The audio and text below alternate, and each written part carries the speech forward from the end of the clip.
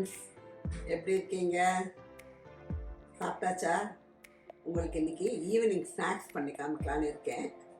என்ன ஸ்நாக்ஸ்னாக்க, மழை காலத்துக்கு டீ சாப்பிடும்போது எல்லாம் இது காம்பினேஷன் சூப்பராக இருக்கும். நான் வாழைப்பூ பருப்பு வடை காமிக்க போகிறேன்.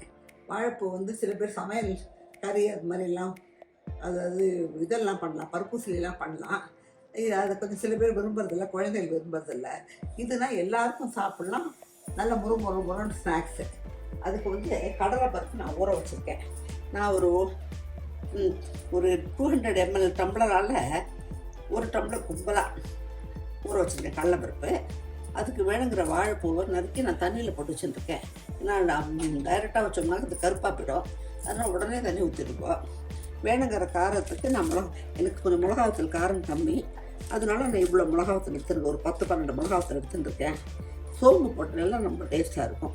அதனால் கொஞ்சம் சோம்பு, அதுக்கு தேவையான உப்பு, தேவையான பெருங்காயம், கொஞ்சம் கொத்தமல்லி பொடிப்படியாக நறுக்கி மாவில் கலந்துருக்கோம். இதுதான் அதுக்கு வேணுங்கிற இன்க்ரீடியன்ஸு. இப்போ நம்ம அரைச்சி எப்படி பண்ணலான்னு பார்ப்போம். இதை பாருங்க, கொஞ்சம் குறகுறன்னு அரைச்சிருங்க. முழுமூணு அரைச்சதுனாக்க வடை கிறிஸ்பாக இருக்காது. குறகுறன்னு அரைச்சிருங்க. வத்த மிளகாய் கொஞ்சம் நல்லா ஒரு சுற்றிட்டு உப்பையும் போட்டு பெருங்காயத்தை போட்டு சுற்றிடுங்க. அதுக்கு மேலே கொஞ்சமாக பருப்பு போடுங்க. 2 தடவையாக பருப்பு அரைச்சேன்னா அந்த மீதி எல்லாத்தையும் எடுத்துன்னு வந்துடும். வாழைப்பூவை நான் 4 தண்ணியில் போட்டு நல்லா புழிஞ்சு வச்சுட்டுருக்கேன். இதை வாழைப்பூவை இதில் மிக்ஸ் பண்ணிக்கலாம். எல்லாமே போட்டு அரைச்சிட்டேன். மிக்ஸ் பண்ணிவிட்டு வடை தட்ட வேண்டியதுதான். ஈவினிங் ஸ்நாக்ஸு உங்களுக்கு நல்லாயிருக்கும், டீயோட சாப்பிட்றதுக்கு, டீ காஃபியோட சாப்பிட்றதுக்கு. இது வாழைப்பூ உடம்புல சேர்த்துன மாதிரி ஆச்சு. ஏன்னா பருப்பூசிலி எல்லாருக்கும் பிடிக்கிறது இல்லை. நான் உங்களுக்கு பருப்பூசிலி பண்ணி காமிச்சிருக்கேன்னு நினைக்கிறேன் சேனலில். இப்போ நல்லா கலந்துடுறோங்க மாவை. நம்ம 2 தடவையாக அரைச்சிருக்கோம் இல்லையா? இதில் பூண்டு வெங்காயம் போடக்கூடாதா? வாழைப்பூட ஒரிஜினல் டேஸ்ட் போயிடும்.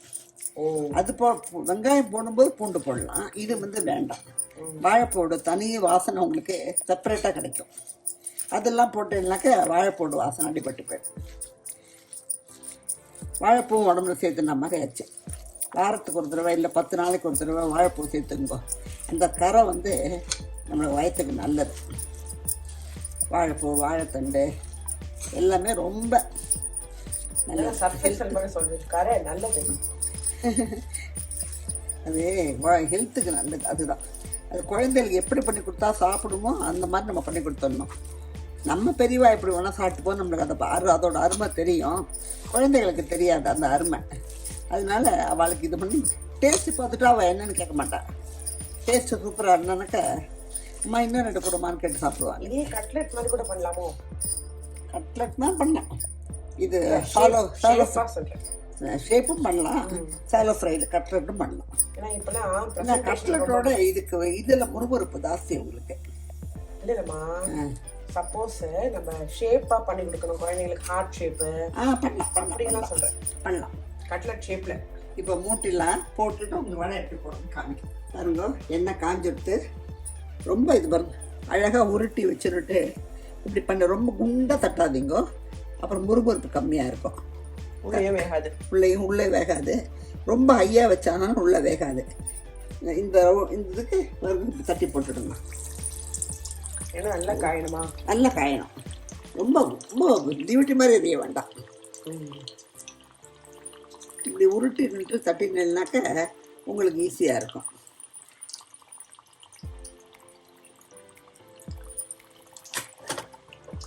டீயோட பெஸ்ட்டு எஸ்பெஷலி மான்சூன் டைமில். ரைட்டு. இப்போ வரப்போகிறது குளிர் காலம் தானே, நல்லா இருக்கும் சாப்பிட்றதுக்கு. சோப்பு வாசனையும் இருக்கும், வாழைப்பூடு வாசனையும் அடிக்கும். நம்ம டேஸ்டான சொல்லணும்னு நினச்சேன். வாழைப்பூ நீங்கள் உரிக்கும் போது அந்த கல்லனை எப்படி எடுத்து பண்ணணும்னு 2-3 பேருக்கு போனாட்டி பருப்பூசிலியில் கேட்டிருக்கா. ஓஹோ, அதை காமிச்சிட்டா போச்சு.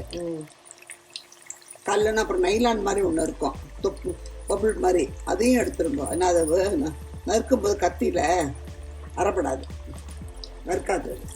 நான் 4 வடை போட்டிருக்கேன். இந்த எண்ணெய்க்கு அது கரெக்டாக இருக்கும். பாருங்க, வடை பண்ணியிருக்கேன். இந்த கலரில் நீங்கள் எடுத்துருங்க. முத்துக்கொதி மாதிரி வரும், கலர் இந்த மாதிரி ஆகும். இன்னும் எடுத்தப்புறம் ஒரு கலர் வரும். அதனால் இந்த கலரில் நீங்கள் எடுத்துருங்க, கரெக்டாக இருக்கும். 4 வடை பண்ணி காமிச்சிருக்கேன் உங்களுக்கு. நீங்களும் பண்ணுங்க. சுவையான மொரமொரப்பான ஈவினிங் ஸ்நாக்ஸ் ரெடி. நீங்களும் பண்ணுங்க, சாப்பிடுங்க, எனக்கு ஃபீட்பேக் கொடுங்க. எங்கள் சேனலை எப்போதும் சப்போர்ட் பண்ணுங்க. பாய்.